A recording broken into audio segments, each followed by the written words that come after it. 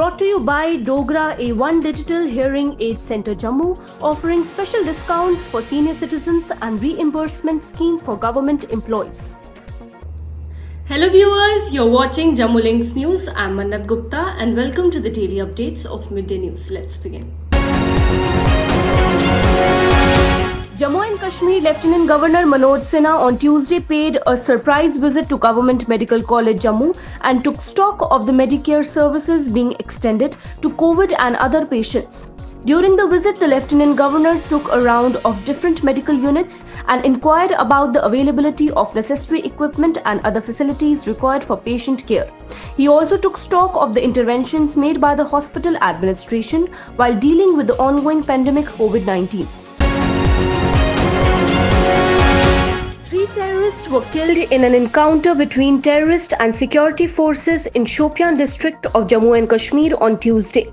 Security forces launched a search operation in Sugan village in Zenapura area of Shopian district following a tip-off about presence of terrorists. The identity of the killed terrorist is being ascertained and security forces have recovered arms and ammunition from the site of encounter.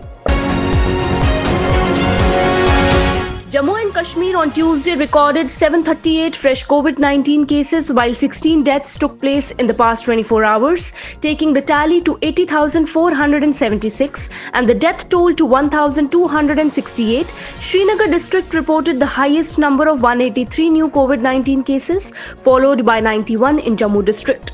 There are 13,712 active coronavirus cases, while 65,496 patients have recovered so far. In a stern warning to terrorists, Jammu and Kashmir Lieutenant Governor Manoj Sinha on Tuesday said any attack on flag bearers of democracy would not be tolerated. Sinha made the remarks as he visited the family of Block Development Council Chairman Bhupinder Singh, who was killed by terrorists at his residence in Budgam district of Central Kashmir last month. The Lieutenant Governor expressed grief and solidarity with the family members of the deceased. With a spike of 72,049 new cases and 986 deaths reported in the last 24 hours, India's COVID-19 count on Wednesday reached 67,57,132, according to the Ministry of Health and Family Welfare. As per the MOHFW, the count includes 9,07,883 active cases and 57,44,694 cured and discharged or migrated cases. With 986 deaths, the toll due to the disease in the country now stands at 1,04,555. Amid wails and cries of her mother and other relatives, 14-year-old Tanvi Rajput, daughter of Junior Commissioned Officer Sukhdev Singh, fought back tears and expressed her resolve to join the army to fulfill her father's dream. Patriotic fervor gripped Peony village on Tuesday as local residents joined the family to bid a tearful adieu to Subedar Singh, who laid down his life for the country. The Civil Secretariat, which is the seat of the Jammu and Kashmir government, will close here on October 30th and reopen in winter capital Jammu on November 9th as part of the biannual Darbar move.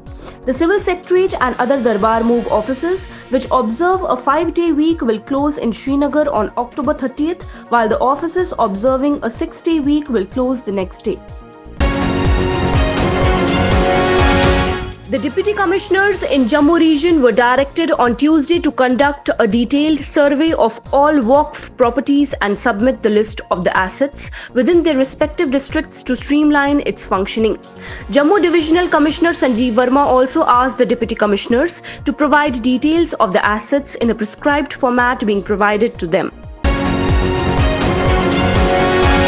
The Divisional Commissioner Kashmir Pandurang K. Pol has called for establishment of proper COVID-19 related facilities at Machil, Keran and Tangdhar areas in Kupwara district and at Gurez area of Bandipora, which remain cut off from rest of the Kashmir due to snowfall during winter season.